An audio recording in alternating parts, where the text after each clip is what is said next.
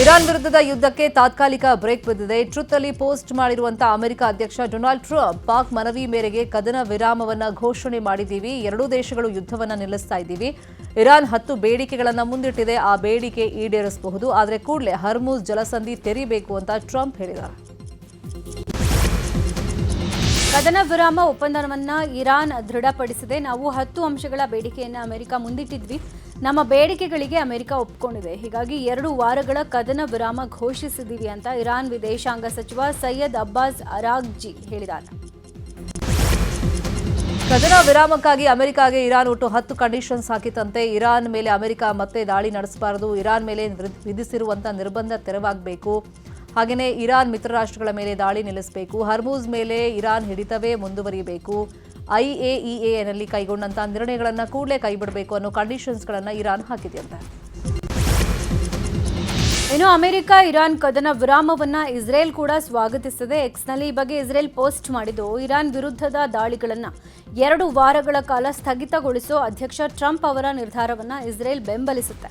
Iran ಅನ್ನ ಇನ್ಮುಂದೆ America, Israel ಸೇರಿ ನೆರೆಯ ರಾಷ್ಟ್ರಗಳಿಗೆ ಪರಮಾಣು ಬೆದರಿಕೆ ಹಾಕಲ್ಲ ಅನ್ನೋದನ್ನ ಖಚಿತಪಡಿಸಿಕೊಳ್ಬೇಕು. ಆದರೆ ಕದನ ವಿರಾಮದ ಷರತ್ತಿನಲ್ಲಿರೋ ಲೆಬನಾನ್ ಮೇಲೆ ದಾಳಿ ನಿಲ್ಲಬೇಕು ಅನ್ನೋ ವಾದವನ್ನ ನಾವು ಒಪ್ಪಲ್ಲ ಅಂತ ಇಸ್ರೇಲ್ ಹೇಳಿದೆ. ಕದನ ವಿರಾಮದ ಬಗ್ಗೆ ಕ್ಯಾರೋಲಿನ್ ಲೆವಿಟ್ ಅಧಿಕೃತ ಪೋಸ್ಟ್ ಅನ್ನು ಹಾಕಿದ್ದಾರೆ. ಶ್ವೇತ ಭವನದ ಪತ್ರಿಕಾ ಕಾರ್ಯದರ್ಶಿ ಆಗಿರುವಂತಹ ಕ್ಯಾರೋಲಿನ್ ಲೆವಿಟ್ ಎಕ್ಸ್ನಲ್ಲಿ ಕದನ ವಿರಾಮದ ಬಗ್ಗೆ ಪೋಸ್ಟ್ ಅನ್ನು ಹಾಕಿದ್ದು, ಇದು ಅಮೆರಿಕ ಸಂಯುಕ್ತ ಸಂಸ್ಥಾನಕ್ಕೆ ಸಿಕ್ಕಂತ ಜಯ. ಈಗ ದೀರ್ಘಕಾಲದ ಶಾಂತಿಯ ಅವಕಾಶ ಸೃಷ್ಟಿ ಮಾಡಿದೆ. ಟ್ರಂಪ್ ಹರ್ಮುಜ್ ಜಲಸಂಧಿ ಮತ್ತೆ ತೆರೆಸಿದ್ದಾರೆ ಅಂತ ಕ್ಯಾರೋಲಿನ್ ಲೆವಿಟ್ ಬರ್ಕೊಂಡಿದ್ದಾರೆ. ಕದನ ವಿರಾಮದ ಘೋಷಣೆಯನ್ನ ಆಸ್ಟ್ರೇಲಿಯಾ ಪ್ರಧಾನಿ ಆಂಟೋನಿ ಆಲ್ಬನೀಸ್ ಸ್ವಾಗತಿಸಿದ್ದಾರೆ. ಈ ಬಗ್ಗೆ ಹೇಳಿಕೆಯನ್ನು ಅವರು ಬಿಡುಗಡೆ ಮಾಡಿದ್ದಾರೆ. 2 ವಾರಗಳ ಕದನ ವಿರಾಮಕ್ಕೆ ಅಮೆರಿಕ, ಇಸ್ರೇಲ್ ಮತ್ತು ಇರಾನ್ ಮಾಡಿಕೊಂಡ ಒಪ್ಪಂದವನ್ನು ಆಸ್ಟ್ರೇಲಿಯಾ ಸ್ವಾಗತಿಸುತ್ತೆ. ಆಸ್ಟ್ರೇಲಿಯಾ ಸರ್ಕಾರ ಕೆಲವು ಸಮಯದಿಂದ ಉದ್ವಿಗ್ನತೆಯನ್ನ ಕಡಿಮೆ ಮಾಡೋಕೆ ಮತ್ತು ಸಂಘರ್ಷವನ್ನ ಕೊನೆಗೊಳಿಸೋಕೆ ಕರೆ ಕೊಡ್ತಾ ಇದೆ. ಹರ್ಮುಜ್ ಜಲಸಂಧಿ ಕ್ಲೋಸ್ ಆಗಿದ್ದು ವ್ಯಾಪಾರಕ್ಕೆ ಸಮಸ್ಯೆ ಆಗಿತ್ತು, ಆದರೆ ಈಗ ಸಮಸ್ಯೆ ಬಗೆಹರಿತಾ ಇರುವುದು ಸಂತಸ ತಂದಿದೆ ಅಂತ ಹೇಳಿದ್ರು. ಕಳೆದ ವಾರ ಬಾಗ್ದಾದ್ ಸ್ಟ್ರೀಟ್ ಕಾರ್ನರ್ನಿಂದ ಅಪಹರಣಕ್ಕೊಳಗಾಗಿ ಅಮೆರಿಕದ ಪತ್ರಕರ್ತೆ ಶೆಲ್ಲಿ ಕಿಟಲ್ಸನ್ ಅವರನ್ನ ಮಂಗಳವಾರ ಬಿಡುಗಡೆ ಮಾಡಲಾಗಿದೆ. ಈ ಬಗ್ಗೆ ಇರಾನ್ ಬೆಂಬಲಿತ ಇರಾಕ್ನ ಪ್ರಬಲ ಉಗ್ರ ಸಂಘಟನೆ ಕಟಾಯಿಬ್ ಹೆಜ್ಬುಲ್ಲಾ ಹೇಳಿಕೆಯನ್ನು ಕೊಟ್ಟಿದೆ. ಶೆಲ್ಲಿ ಕಿಟಲ್ಸನ್ ಬಿಡುಗಡೆಯಾದ ಕೂಡಲೇ ದೇಶ ತೊರೆಯಬೇಕು ಅನ್ನೋ ಷರತ್ತನ್ನು ವಿಧಿಸಿತ್ತು. ಸದ್ಯ ಶೆಲ್ಲಿ ಸುರಕ್ಷಿತವಾಗಿದ್ದಾರೆ ಅಂತ ವರದಿಯಾಗಿದೆ. ಯುದ್ಧದ ಪರಿಣಾಮಗಳ ಸುದ್ದಿಗಳು. ಮಧ್ಯಪ್ರಾಚ್ಯದಲ್ಲಿ ಯುದ್ಧವೇನೋ ನಿಂತಿದೆ, ಆದರೆ ಬೆಂಗಳೂರಲ್ಲಿ ಆಟೋ LPGಗೆ ಹಾಹಾಕಾರ ಮಾತ್ರ ತಪ್ತಾ ಇಲ್ಲ. ಬೆಂಗಳೂರಿನ ಹಲವೆಡೆ ಆಟೋ ಡ್ರೈವರ್ಸ್ ಗ್ಯಾಸ್ಗಾಗಿ ಕ್ಯೂ ನಿಂತಿದ್ದಾರೆ. ಕಲಾಸಿಪಾಳ್ಯ ಬಸಪ್ಪ ಸರ್ಕಲ್ನಲ್ಲಿರೋ LPG ಗ್ಯಾಸ್ ಬಂಕ್ನಲ್ಲಿ ನಿನ್ನೆ ರಾತ್ರಿಯಿಂದಲೇ ಆಟೋ ಚಾಲಕರು ಕ್ಯೂ ನಿಂತಿದ್ದಾರೆ. ಪ್ರತಿ ಆಟೋಗೆ 500 ರೂಪಾಯಿಯ ಗ್ಯಾಸ್ ಮಾತ್ರ ಹಾಕಲಾಗ್ತಾ ಇದೆ. ಇದರಿಂದಾಗಿ ಚಾಲಕರು ಹಾಗೂ ಬಂಕ್ ಮಾಲೀಕರ ಮಧ್ಯೆ ವಾಗ್ವಾದ ನಡೆದಿದೆ. ಆಟೋ LPG ದರ ಮತ್ತೆ ಏರಿಕೆಯಾಗಿದೆ. ಪ್ರತಿ ಲೀಟರ್ಗೆ 9 ರೂಪಾಯಿ ಏರಿಕೆ ಮಾಡಲಾಗಿದೆ. ಆಟೋ ಚಾಲಕರಿಗೆ ಗಾಯದ ಮೇಲೆ ಬರೆ ಎಳೆದಂಗಾಗಿದೆ. ಸರ್ಕಾರಿ ಸ್ವಾಮ್ಯದ ಭಾರತೀಯ ಕಂಪನಿಗಳ ಗ್ಯಾಸ್ ದರ ಹೆಚ್ಚಳವಾಗಿದೆ. ಹಿಂದೆ ಪ್ರತಿ ಲೀಟರ್ಗೆ 89.50 ರೂಪಾಯಿ ಇತ್ತು, ಆದರೆ ಈಗ 9 ರೂಪಾಯಿ ಏರಿಕೆಯಾಗಿದ್ದು 99 ರೂಪಾಯಿಗೆ ಏರಿಕೆಯಾಗಿದೆ. ಇನ್ನು ಖಾಸಗಿ ಕಂಪನಿಗಳಲ್ಲಿ 120 ರೂಪಾಯಿಗೂ ಹೆಚ್ಚು ದರ ನಿಗದಿ ಮಾಡಲಾಗಿದೆ. ನಿನ್ನೆ ರಾತ್ರಿಯಿಂದಲೇ ದರ ಹೆಚ್ಚಾಗಿದೆ. ಕಳೆದ ತಿಂಗಳು ಪ್ರತಿ ಲೀಟರ್ಗೆ 57 ರೂಪಾಯಿ ಇತ್ತು, ಆದರೆ ತಿಂಗಳಲ್ಲಿ 2 ಬಾರಿ ಹೆಚ್ಚಳವಾಗಿದೆ. ಖಾಸಗಿಯಲ್ಲಿ ದರ ಇನ್ನೂ ಹೆಚ್ಚಾಗಲಿದೆ ಅಂತ ಗ್ಯಾಸ್ ಬಂಕ್ ಮ್ಯಾನೇಜರ್ ಸಾದಿಕ್ ಹೇಳ್ತಾ ಇದ್ದಾರೆ. ಇನ್ನು ಆಟೋ ಗ್ಯಾಸ್ ದರ ಏರಿಕೆಯಿಂದಾಗಿ ಆಟೋ ಚಾಲಕರಿಗೆ ಭಾರಿ ಸಮಸ್ಯೆ ಆಗಿದೆ. ನ್ಯೂಸ್ 18 ಮುಂದೆ ಆಟೋ ಚಾಲಕರೊಬ್ಬರು ಕೈ ಮುಗಿದು ಕಣ್ಣೀರಿಟ್ಟಿದ್ದಾರೆ. ಸಚಿವ ಮುನಿಯಪ್ಪನವರೇ, CM ಸಿದ್ದರಾಮಯ್ಯನವರೇ, ನಮ್ಮನ್ನ ಕಾಪಾಡಿ, ನಿಮ್ಮನ್ನು ಕೈ ಮುಗಿದು ಕೇಳ್ತೀನಿ, ನಮ್ಮನೆ ಉಳಿಸಿ. ಮತ್ತೆ LPG ದರ ಏರಿಕೆ ಆಗಿದೆ, ನಮ್ಮನೆ ನಡ್ಸೋಕ್ಕಾಗ್ತಾ ಇಲ್ಲ. ಹೀಗಾದರೆ ನಾವು ಬದುಕೋದು ಹೇಗೆ? ಕಳೆದ ತಿಂಗಳು ಪ್ರತಿ ಲೀಟರ್ಗೆ 55 ರೂಪಾಯಿ ಇತ್ತು, ಈಗ 99 ರೂಪಾಯಿ ಆಗಿದೆ. ಹೀಗಾದರೆ ನಾವು ಬದುಕೋದು ಹೇಗೆ ಅಂತ ಆಟೋ ಡ್ರೈವರ್ ಪ್ರಶ್ನೆ ಮಾಡಿದ್ದಾರೆ. ಯುದ್ಧದ ಹಿನ್ನೆಲೆಯಲ್ಲಿ ಚಿನ್ನ ಬೆಳ್ಳಿ ದರ ಇಳಿಕೆಯಾಗಿತ್ತು, ಆದರೆ ಇದೀಗ ಚಿನ್ನ ಬೆಳ್ಳಿ ದರ ಏರಿಕೆಯಾಗಿದೆ. ಬೆಂಗಳೂರಲ್ಲಿ ನಿನ್ನೆಯೇ 22 ಕ್ಯಾರೆಟ್ ಚಿನ್ನ ದರ 13,735 ರೂಪಾಯಿ ಇದ್ದರೆ ಇವತ್ತು 14,100 ರೂಪಾಯಿಗೆ ಏರಿಕೆಯಾಗಿದೆ. ಇನ್ನು 24 ಕ್ಯಾರೆಟ್ ಚಿನ್ನದ ದರ ನಿನ್ನೆ 14,469 ರೂಪಾಯಿ ಇದ್ದರೆ ಇವತ್ತು 14,913ಕ್ಕೆ ಏರಿಕೆಯಾಗಿದೆ. ಯುದ್ಧ ನಿಲ್ಲಿಸಿ ಶಾಂತಿ ಸ್ಥಾಪಿಸಿ ಅಂತ ಸಮಾನ ಮನಸ್ಕರ ವೇದಿಕೆ ಇವತ್ತು ಪ್ರತಿಭಟನೆ ಹಮ್ಮಿಕೊಂಡಿದೆ. ಬೆಂಗಳೂರಿನ ಟೌನ್ ಹಾಲ್ನಲ್ಲಿ ಕಾರ್ಯಕ್ರಮ ನಡೆಯಲಿದೆ. ಯುದ್ಧದಿಂದ ಸಕಲ ಜೀವರಾಶಿಗಳಿಗೆ ಅಪಾರ ಪ್ರಮಾಣದ ನಷ್ಟ ಆಗ್ತಾ ಇದೆ. ಇಡೀ ಭೂಮಂಡಲಕ್ಕೆ ತೀರಾ ಅಪಾಯಕಾರಿ ಪರಿಸ್ಥಿತಿ ತಲೆದೋರಿದೆ. ಇಂಥ ಸಂದರ್ಭದಲ್ಲಿ ವಿಶ್ವದ ಎಲ್ಲ ಶಾಂತಿಪ್ರಿಯ ಮನಸ್ಸುಗಳು ಯುದ್ಧದ ವಿರುದ್ಧದ ಪ್ರಬಲ ಧ್ವನಿಯನ್ನು ಎತ್ತಬೇಕು. ಈಗಾಗಲೇ ವಿಶ್ವದ ಅನೇಕ ಭಾಗಗಳಲ್ಲಿ ಈ ಬಗ್ಗೆ ಪ್ರತಿಭಟನಾ ಪ್ರದರ್ಶನಗಳು ನಡೀತಾ ಇವೆ. ನಾವು ಬೆಂಗಳೂರಲ್ಲಿ ಜಾಗೃತಿ ಅಭಿಯಾನ ಮಾಡ್ತಾ ಇದ್ದೀವಿ ಅಂತ ಸಮಾನ ಮನಸ್ಕರ ವೇದಿಕೆ ಹೇಳಿದೆ. ಯುದ್ಧದ ಎಫೆಕ್ಟ್ನಿಂದಾಗಿ ದೋಸೆ ಪ್ರಿಯರಿಗೆ ಶಾಕ್ ಎದುರಾಗಿದೆ. ಆ ಸುದ್ದಿ ನೋಡ್ತಾ ಹೋಗೋಣ. ಯುದ್ಧದ ಎಫೆಕ್ಟ್ನಿಂದ ದೋಸೆ ಹೋಟೆಲ್ಗಳಿಗೆ ಹೊಡೆತ ಬಿದ್ದಿದೆ. ಹೋಟೆಲ್ನಲ್ಲಿ ಇನ್ನು ಮುಂದೆ ದೋಸೆ ನೀಡೋದಕ್ಕೆ ಮಾಲೀಕರು ಟೈಮ್ ಅನ್ನು ಫಿಕ್ಸ್ ಮಾಡಿದ್ದಾರೆ. ಬೆಳಗ್ಗೆ 9 ಗಂಟೆಯಿಂದ ಮಧ್ಯಾಹ್ನ 2 ಗಂಟೆ ತನಕ ಮಾತ್ರ ದೋಸೆ ಸಿಗುತ್ತೆ. ದೋಸೆ ಜಾಸ್ತಿ ಮಾಡೋ ಗ್ಯಾಸ್ ಸಮಸ್ಯೆ ಇದೆ. ದಿನ ಇಡೀ ದೋಸೆ ಮಾಡುವಷ್ಟು ಗ್ಯಾಸ್ ಇಲ್ಲ ಅಂತ ನ್ಯೂಸ್ 18ಗೆ ಕಲಬುರಗಿಯ ಹೋಟೆಲ್ ಮಾಲೀಕರು ತಮ್ಮ ಅಳಲನ್ನು ತೋಡ್ಕೊಂಡಿದ್ದಾರೆ. ಶಿವಮೊಗ್ಗದ ಫೇಮಸ್ ಪಲ್ಲವಿ ಹೋಟೆಲ್ಗೆ ಯುದ್ಧದ ಬಿಸಿ ತಟ್ಟಿದೆ. ಅಮೀರ್ ಅಹಮದ್ ಸರ್ಕಲ್ನಲ್ಲಿರೋ ಪಲ್ಲವಿ ಹೋಟೆಲ್ನಲ್ಲಿ ಗ್ಯಾಸ್ ಸಿಗದೆ ದೋಸೆ ಬಂದ್ ಮಾಡಿದ್ದಾರೆ. ದೋಸೆಗಾಗಿ ಫೇಮಸ್ ಆಗಿರೋ ಪಲ್ಲವಿ ಹೋಟೆಲ್ ಕಳೆದ 20 ದಿನಗಳಿಂದ ಹೋಟೆಲ್ನಲ್ಲಿ ದೋಸೆನೇ ಮಾಡ್ತಾ ಇಲ್ಲ. ಹೋಟೆಲ್ ಮಾಲೀಕರು ಸೌದೆ ಒಲೆ ಮೊರೆ ಹೋಗಿದ್ದು ಈಗ ಟೀ, ಕಾಫಿ, ಇಡ್ಲಿ ಹಾಗೂ ಊಟ ಮಾತ್ರ ಸಿಗ್ತಾ ಇದೆ. ದಾವಣಗೆರೆ ಬೆಣ್ಣೆ ದೋಸೆ ಹೋಟೆಲ್ಗಳಲ್ಲಿ ಸಿಲಿಂಡರ್ ಬದಲು ಸೌದೆ ಒಲೆ ಮೊರೆ ಹೋಗಲಾಗಿದೆ. ಬೆಣ್ಣೆ ದೋಸೆ ಹೋಟೆಲ್ಗಳಲ್ಲಿ ಯಾವುದೇ ಸಮಸ್ಯೆ ಇಲ್ಲದೆ ಸೌದೆ ಒಲೆ ಮೇಲೆನೇ ದೋಸೆಗಳನ್ನು ಮಾಡ್ತಾ ಇದ್ದಾರೆ. ಇನ್ನು ಮುಂಚೆಯಿಂದಲೂ ಕೂಡ ಒಲೆಯಲ್ಲೇ ಬೆಣ್ಣೆ ದೋಸೆ ತಯಾರಿ ಮಾಡ್ತಾ ಇದ್ದರಿಂದ ಬೆಣ್ಣೆ ದೋಸೆಗಿಲ್ಲ ಯಾವುದೇ ಸಮಸ್ಯೆ. ಮೈಸೂರಿನ ಮೈಲಾರಿ ಹೋಟೆಲ್ಗೂ ಗ್ಯಾಸ್ ಟ್ರಬಲ್ ತಟ್ಟಿದೆ. ಈ ಬಗ್ಗೆ ಮೈಸೂರು ಮೈಲಾರಿ ಹೋಟೆಲ್ ಮಾಲೀಕರು ನ್ಯೂಸ್ 18 ಜೊತೆ ಮಾತನಾಡಿದ್ದಾರೆ. ನಮಗೆ ಗ್ಯಾಸ್ ಸಮಸ್ಯೆ ಸ್ವಲ್ಪ ಆಯಿತು, ಆದರೆ ನಾವು ಸೌದೆ ಒಲೆಯಲ್ಲೇ ದೋಸೆ ಮಾಡ್ತೀವಿ. ಆದರೆ ಸಾಗು ಇಡ್ಲಿಗೆ ಗ್ಯಾಸ್ ಬೇಕೇ ಬೇಕು. ಮೊದಲು ಸಮಸ್ಯೆ ಆಯಿತು, ಆದರೆ ಈಗ ಗ್ಯಾಸ್ ಸಿಗ್ತಾ ಇದೆ. ಆದರೆ ಪ್ರವಾಸಿಗರ ಸಂಖ್ಯೆ ಸ್ವಲ್ಪ ಕಡಿಮೆ ಆಗಿದೆ. ಹೀಗಾಗಿ ವ್ಯಾಪಾರ ಡಲ್ ಆಗಿದೆ. ಪ್ರವಾಸಿಗರು ಬರೋದೇ ಹೆಚ್ಚಾದರೆ ನಮ್ಮ ಸಮಸ್ಯೆ ಬಗ್ಗೆ ಹರಿಬಹುದು ಅಂತ ಹೇಳಿದ್ದಾರೆ. ಇದೀಗ ರಾಜಕೀಯದ ಪ್ರಮುಖ ಸುದ್ದಿ. ದಾವಣಗೆರೆ ಬೈಲೆಕ್ಷನ್ ಸಮರ ಜೋರಾಗಿದೆ. ದಾವಣಗೆರೆ ನಗರದ DRR ಶಾಲೆಯಲ್ಲಿ ಮಸ್ಟರಿಂಗ್ ಮಾಡಲಾಗ್ತಾ ಇದೆ. ದಾವಣಗೆರೆ ದಕ್ಷಿಣದಲ್ಲಿ ಒಟ್ಟು 284 ಮತಗಟ್ಟೆಗಳ ನಿರ್ಮಾಣ ಮಾಡಲಾಗಿದೆ. ಬೆಳಗ್ಗಿಂದಲೇ ಮಸ್ಟರಿಂಗ್ ಕೇಂದ್ರಕ್ಕೆ ಆಗಮಿಸುತ್ತಿರುವಂತಹ ಸಿಬ್ಬಂದಿ ತಮ್ಮ ಕೇಂದ್ರದ ಮತಯಂತ್ರವನ್ನು ಪಡ್ಕೊಂಡು ಮತಗಟ್ಟೆಯತ್ತ ತೆರಳುತ್ತಾ ಇದ್ದಾರೆ. ಇನ್ನು ದಾವಣಗೆರೆ ದಕ್ಷಿಣ ಕ್ಷೇತ್ರದಲ್ಲಿ ಬಿಗಿ ಭದ್ರತೆಯನ್ನು ಒದಗಿಸಲಾಗಿದೆ. ಯಾವುದೇ ಅಹಿತಕರ ಘಟನೆ ನಡೆಯದಂತೆ ಎಚ್ಚರಿಕೆಯನ್ನು ವಹಿಸಲಾಗಿದೆ. ಬಾಗಲಕೋಟೆಯಲ್ಲಿ ನಾಳೆ ಬೈ ಎಲೆಕ್ಷನ್ ಹಿನ್ನೆಲೆ ಮಸ್ಟರಿಂಗ್ ಕಾರ್ಯ ಮಾಡಲಾಗ್ತಾ ಇದೆ. ನವನಗರದಲ್ಲಿರೋ ಸರ್ಕಾರಿ ಪ್ರಥಮ ದರ್ಜೆ ಕಾಲೇಜಿನಲ್ಲಿ ಮಸ್ಟರಿಂಗ್ ಕಾರ್ಯ ಮಾಡಲಾಗ್ತಾ ಇದೆ. ಬೆಳಗ್ಗೆ 8 ಗಂಟೆಗೆ ಮಸ್ಟರಿಂಗ್ ಕಾರ್ಯ ನಡೀತಾ ಇದೆ. ಚುನಾವಣಾ ಮತದಾನದ ಕಿಟ್ ಪಡೆದು ಮತಗಟ್ಟೆಗಳಿಗೆ ಸಿಬ್ಬಂದಿ ತೆರಳುತ್ತಿದ್ದಾರೆ. ಸಿಬ್ಬಂದಿ ತೆರಳೋ ಒಟ್ಟು 59 ರೂಟ್ಗಳಿಗೆ 63 ವಾಹನ ವ್ಯವಸ್ಥೆ ಮಾಡಲಾಗಿದೆ. ಪ್ರತಿ ಮತಗಟ್ಟೆಯಲ್ಲಿ ವೆಬ್ ಕಾಸ್ಟಿಂಗ್ ವ್ಯವಸ್ಥೆ ಮಾಡಲಾಗಿದೆ. ಇದೀಗ ರಾಜ್ಯದ ಪ್ರಮುಖ ಸುದ್ದಿ.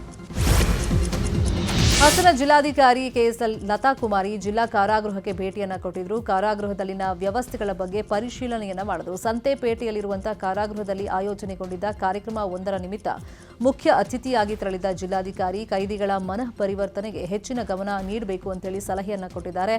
ಇನ್ನು ಕೆಲವು ಕೈದಿಗಳನ್ನೂ ಭೇಟಿಯಾದ DC ಜೈಲಿನಿಂದ ರಿಲೀಸ್ ಆದ್ಮೇಲೆ ಅಪರಾಧ ಕೃತ್ಯದಲ್ಲಿ ಭಾಗಿಯಾಗದಂತೆ ಕಿವಿ ಮಾತನ್ನ ಹೇಳಿದ್ದಾರೆ. ಸರ್ಕಾರಕ್ಕೆ ಸೆಡ್ಡು ಹೊಡೆಯೋಕೆ ಸಾರಿಗೆ ನೌಕರರು ಮುಂದಾಗಿದ್ದಾರೆ. ಇವತ್ತು ಬಸ್ ಸಂಚಾರದಲ್ಲಿ ಬಹುತೇಕ ಏರುಪೇರಾಗೋ ಸಾಧ್ಯತೆ ಇದೆ. ಹಿಂಬಾಕಿ ಹಾಗೂ 2024ರ ಜನವರಿಯಿಂದ ವೇತನ ಪರಿಷ್ಕರಣೆಗೆ ಆಗ್ರಹಿಸಿ ಇವತ್ತಿನಿಂದ ಮತ್ತೆ ಸಾರಿಗೆ ನೌಕರರು ಹೋರಾಟಕ್ಕೆ ಮುಂದಾಗಿದ್ದಾರೆ. ಸರ್ಕಾರ 26 ತಿಂಗಳ ಹಿಂಬಾಕಿ ಮತ್ತು 2025 ಏಪ್ರಿಲ್ನಿಂದ ಪರಿಷ್ಕರಣೆಗೆ ಒಪ್ಪಿದ್ರೂ ನೌಕರರು ಒಪ್ತಾ ಇಲ್ಲ. 2024 ಜನವರಿಯಿಂದಲೇ ವೇತನ ಹೆಚ್ಚಳಕ್ಕೆ ಪಟ್ಟು ಹಿಡಿದಿದ್ದಾರೆ. BMTC ಸೇರಿದಂತೆ 4 ನಿಗಮದ ನೌಕರರು 38 ತಿಂಗಳ ವೇತನ ಹಿಂಬಾಕಿ ಒಟ್ಟು 1970 ಕೋಟಿ ರೂಪಾಯಿ ಬಿಡುಗಡೆ ಮಾಡೋಕೆ ಒತ್ತಾಯಿಸಿದ್ದಾರೆ. ಇನ್ನು ಫ್ರೀಡಂ ಪಾರ್ಕ್ನಲ್ಲಿ ಅನಿರ್ದಿಷ್ಟಾವಧಿ ಮುಷ್ಕರದ ಬಗ್ಗೆಯೂ ಚರ್ಚೆ ನಡೀತಾ ಇದೆ. BMTC ಬಸ್ಗಳಲ್ಲಿ ಓಡಾಟ ಮಾಡೋ ಪ್ರಯಾಣಿಕರ ಸಂಖ್ಯೆಯಲ್ಲಿ ಇಳಿಕೆಯಾಗಿದೆ. 7 ರಿಂದ 8 ಲಕ್ಷ ಪ್ರಯಾಣಿಕರ ಸಂಖ್ಯೆ ಇಳಿಕೆಯಾಗಿದೆ. ಶಾಲಾ ಕಾಲೇಜಿಗೆ ರಜೆ ಇರೋದ್ರಿಂದ ಪ್ರಯಾಣಿಕರ ಸಂಖ್ಯೆ ಇಳಿಕೆಯಾಗಿದೆ. ಹಿಂದೆ ದಿನಕ್ಕೆ 45 ಲಕ್ಷ ಪ್ರಯಾಣಿಕರು BMTC ಬಸ್ಗಳಲ್ಲಿ ಓಡಾಡ್ತಾ ಇದ್ರು. ಆದರೆ ಈಗ 36 ರಿಂದ 37 ಲಕ್ಷ ಪ್ರಯಾಣಿಕರು ದಿನಕ್ಕೆ BMTCಯಲ್ಲಿ ಓಡಾಡ್ತಿದ್ದಾರೆ ಅಂತ ನ್ಯೂಸ್ 18ಗೆ BMTC ಅಧಿಕಾರಿಗಳು ಮಾಹಿತಿಯನ್ನು ಕೊಟ್ಟಿದ್ದಾರೆ. ಪೂರ್ವ ಮುಂಗಾರು ಮತ್ತು ಮುಂಗಾರು ಎದುರಿಸೋಕೆ GBA ಸಿದ್ಧತೆ ನಡೆಸಿದೆ. ಮಳೆಗಾಲದಲ್ಲಿ ತೊಂದರೆ ಆಗೋ ಏರಿಯಾಗಳಲ್ಲಿ ಅಧಿಕಾರಿಗಳು ಪರಿಶೀಲನೆ ಮಾಡ್ತಾ ಇದ್ದಾರೆ. ಗೆದಲಹಳ್ಳಿ, ಪೈ ಬಡಾವಣೆ ಹಾಗೂ ಸಾಯಿ ಲೇಔಟ್ನಲ್ಲಿ ಮಳೆಗಾಲದ ಸಮಯದಲ್ಲಿ ಭಾರೀ ಸಮಸ್ಯೆ ಆಗ್ತಾ ಇತ್ತು. ಈ ಬಾರಿ ಹೆಚ್ಚಿನ ಸಮಸ್ಯೆ ಆಗದಂತೆ ಮುನ್ನೆಚ್ಚರಿಕೆ ವಹಿಸಲಾಗಿದೆ. ಸ್ಥಳಕ್ಕೆ ಭೇಟಿ ನೀಡಿದ ಅಪರ ಆಯುಕ್ತ ಲೋಖಂಡೆ ಸ್ನೇಹಲ್ ಸುಧಾಕರ್ ಪರಿಶೀಲನೆ ನಡೆಸಿ ಮುನ್ನೆಚ್ಚರಿಕಾ ಕ್ರಮವಾಗಿ ರಸ್ತೆಗಳ ಪಕ್ಕದ ಚರಂಡಿಗಳಲ್ಲಿ ತುಂಬಿರೋ ಮಣ್ಣನ್ನು ತೆರವು ಮಾಡೋಕೆ ಸೂಚನೆ ಕೊಟ್ಟಿದ್ದಾರೆ. ಬೆಂಗಳೂರಿಗರಿಗೆ ಬಿಡಬ್ಲ್ಯೂಎಸ್ಎಸ್ಪಿ ಗುಡ್ ನ್ಯೂಸ್ ಕೊಟ್ಟಿದೆ. 3 ತಿಂಗಳ ಅವಧಿಗೆ OTS ಯೋಜನೆ ಜಾರಿ ಮಾಡಲಾಗಿದೆ. ನೀರಿನ ಬಿಲ್ ಬಾಕಿ ಉಳಿಸಿಕೊಂಡಿರುವಂತಹ ಗ್ರಾಹಕರಿಗೆ ಸೆಟಲ್ಮೆಂಟ್ ಮಾಡಿಕೊಳ್ಳೋಕೆ ಸುವರ್ಣ ಅವಕಾಶವನ್ನ ಮಾಡಿಕೊಡಲಾಗಿದೆ. 3 ತಿಂಗಳ ಅವಧಿಗೆ OTS ಯೋಜನೆ ಜಾರಿ ಮಾಡಲಾಗಿದ್ದು ಏಪ್ರಿಲ್ನಿಂದ ಜೂನ್ವರೆಗೆ ಯೋಜನೆ ಲಭ್ಯ ಇರುತ್ತೆ. ಪ್ರಸ್ತುತ ನೀರಿನ ಬಿಲ್ಗಳ ಜೊತೆಗೆ OTS ನೋಟಿಸ್ಗಳನ್ನು ನೀಡಲಾಗಿದೆ. ಗ್ರಾಹಕರು ಕೂಡಲೇ ಈ ಯೋಜನೆ ಸದುಪಯೋಗ ಪಡಿಸಿಕೊಳ್ಳಬೇಕು ಅಂತ ಬಿಡಬ್ಲ್ಯೂಎಸ್ಎಸ್ಪಿ ಹೇಳಿದೆ. ಗೋಶಾಲೆಗೆ ನುಗ್ಗಿದ ಚಿರತೆ ಹಸುವನ್ನ ಕೊಂದು ಹಾಕಿದೆ. ಮಂಡ್ಯದ ಪಾಂಡವಪುರದ ಮೇಲ್ಕೋಟೆಯಲ್ಲಿ ಘಟನೆ ನಡೆದಿದೆ. ಶ್ರೀನಿವಾಸ್ ಅಯ್ಯಂಗಾರ್ ಅನ್ನೋರು ನಡೆಸ್ತಾ ಇದ್ದ ಗೋಶಾಲೆಗೆ ಚಿರತೆ ನುಗ್ಗಿದ್ದು ಹಸುವನ್ನ ಎಳ್ಕೊಂಡು ಹೋಗಿದೆ. ಹಸುವನ್ನ ಎಳೆದು ತಂದು ಬಾಗ್ಲಲ್ಲಿಟ್ಟು ರಕ್ತ ಹೀರ್ತಾ ಇದ್ದ ವೇಳೆ ಚಿರತೆಯನ್ನು ಓಡಿಸೋಕೆ ಪ್ರಯತ್ನ ಮಾಡಲಾಯಿತು. ಟಾರ್ಚ್ ಲೈಟ್ನಿಂದ ಬೆದರಿದ ಚಿರತೆ ತನ್ನ ಬೇಟೆಯನ್ನು ಅಲ್ಲೇ ಬಿಟ್ಟು ಕಾಡಿನತ್ತ ತೆರಳಿದೆ. ಚಿರತೆ ಓಡಾಟದಿಂದ ಸ್ಥಳೀಯರಲ್ಲಿ ಆತಂಕ ಹೆಚ್ಚಾಗಿದೆ.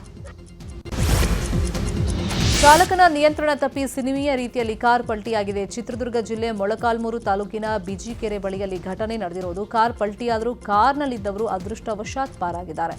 ಆಂಧ್ರದ ಗುತ್ತಿ ಮೂಲದ ಬ್ಯಾಂಕ್ ಉದ್ಯೋಗಿಯ ಕುಟುಂಬ ಗುತ್ತಿಯಿಂದ ಶಿವಮೊಗ್ಗ ಕಡೆಗೆ ಬರ್ತಾ ಇತ್ತು. ಈ ವೇಳೆ ಬಿಜೆಕೆರೆ ಬಳಿಯಲ್ಲಿ ಕಾರ್ ಚಾಲಕನ ನಿಯಂತ್ರಣ ತಪ್ಪಿದೆ. ಅಪಘಾತದ ತೀವ್ರತೆಗೆ ಕಾರ್ ಸಂಪೂರ್ಣ ನಜ್ಜುಗುಜ್ಜಾಗಿದ್ದು ಕಾರ್ನಲ್ಲಿದ್ದ ಓರ್ವ ಮಹಿಳೆ, 2 ಮಕ್ಕಳು ಹಾಗೂ ಚಾಲಕ ಸೇಫ್ ಆಗಿದ್ದಾರೆ.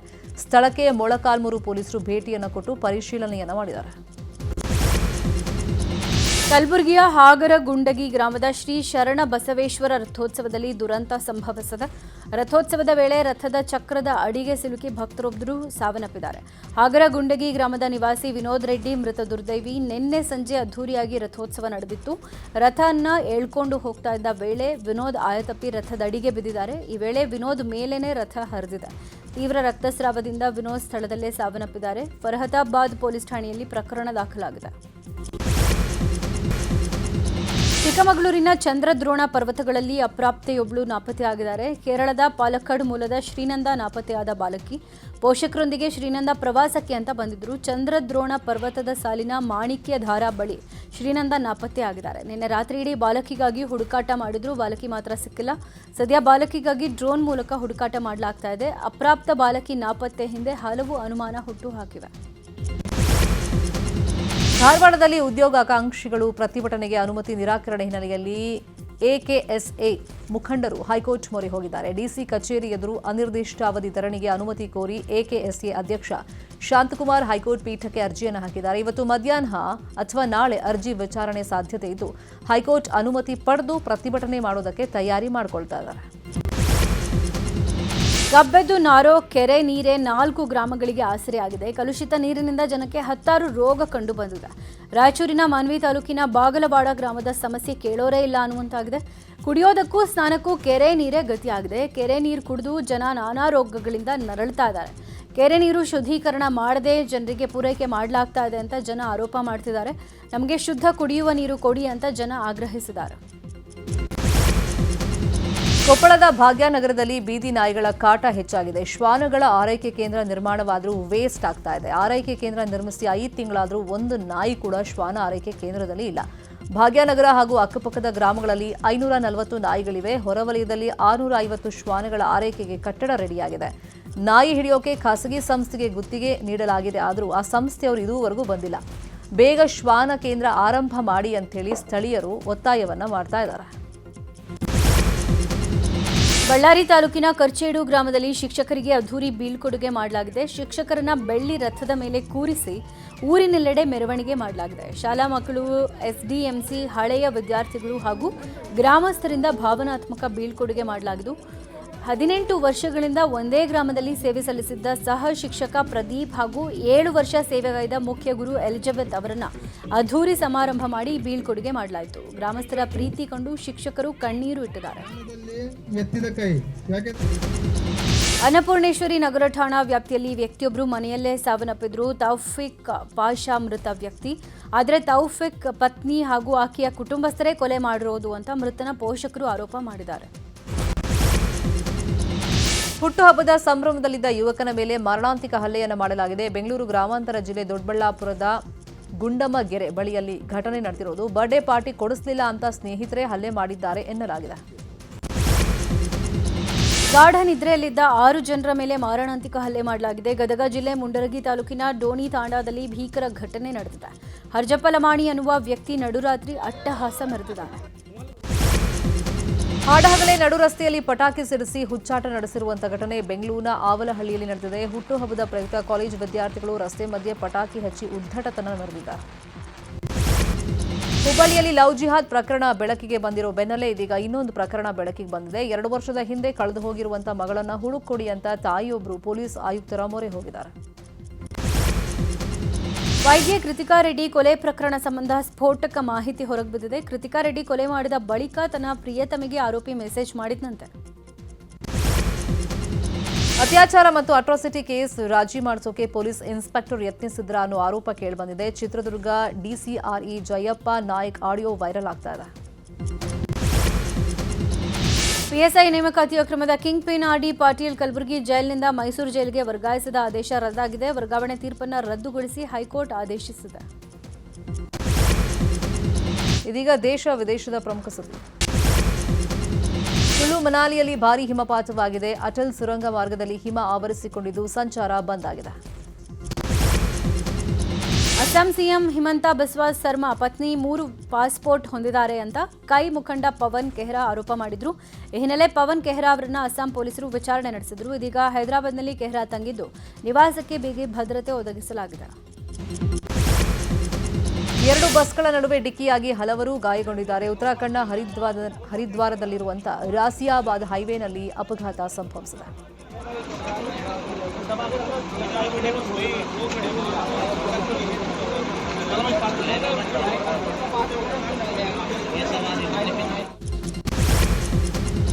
ಈಗ ಸ್ಪೋರ್ಟ್ಸ್ ಸುದ್ದಿ. ಮಳೆ ನಡುವೆನೂ ನಡೆದ ಪಂದ್ಯದಲ್ಲಿ ಮುಂಬೈ ಇಂಡಿಯನ್ಸ್ ವಿರುದ್ಧ ರಾಜಸ್ಥಾನ್ ರಾಯಲ್ಸ್ ಗೆದ್ದು ಬಿಗಿದೆ. ಮಳೆಯಿಂದಾಗಿ ತಲಾ 11 ಓವರ್ಗೆ ನಡೆದ ಮ್ಯಾಚ್ನಲ್ಲಿ ರಾಜಸ್ಥಾನ್ 27 ರನ್ಗಳಿಂದ ಗೆಲುವು ಸಾಧಿಸಿತ್ತು. ಬ್ಯಾಟಿಂಗ್ ವೈಫಲ್ಯದಿಂದ ಮುಂಬೈ 2ನೇ ಸೋಲು ಕಂಡಿದೆ. ಹ್ಯಾಟ್ರಿಕ್ ಗೆಲುವಿನ ನಿರೀಕ್ಷೆಯಲ್ಲಿರುವಂತಹ ಡೆಲ್ಲಿ ಕ್ಯಾಪಿಟಲ್ಸ್ ಇವತ್ತು ಗುಜರಾತ್ ವಿರುದ್ಧ ಸೆಣಸಾಟವನ್ನು ನಡೆಸುತ್ತೆ. ದೆಹಲಿಯಲ್ಲಿ ಇವತ್ತಿನ ಪಂದ್ಯ ನಡೆಯಲಿದ್ದು ಈ ಪಂದ್ಯಕ್ಕೂ ಮಳೆರಾಯ ಅಡ್ಡಿಪಡಿಸುವಂತ ಸಾಧ್ಯತೆ ಇದೆ. ಸತತ 2 ಪಂದ್ಯ ಸೋತ ಗುಜರಾತ್ ಗೆಲುವಿಗಾಗಿ ಎದುರು ನೋಡ್ತಾ ಇದೆ. ಡ್ರಂಕ್ ಅಂಡ್ ಡ್ರೈವ್ ಆರೋಪ ಹಿನ್ನೆಲೆ ಆಸ್ಟ್ರೇಲಿಯಾದ ಮಾಜಿ ಆರಂಭಿಕ ಬ್ಯಾಟ್ಸ್ಮನ್ ಡೇವಿಡ್ ವಾರ್ನರ್ನನ್ನ ಪೊಲೀಸರು ಬಂಧಿಸಿದ್ದಾರೆ. ಮರುಬ್ರಾ ಪೊಲೀಸರು ವಾರ್ನರ್ನನ್ನ ಅರೆಸ್ಟ್ ಮಾಡಿದ್ದಾರೆ.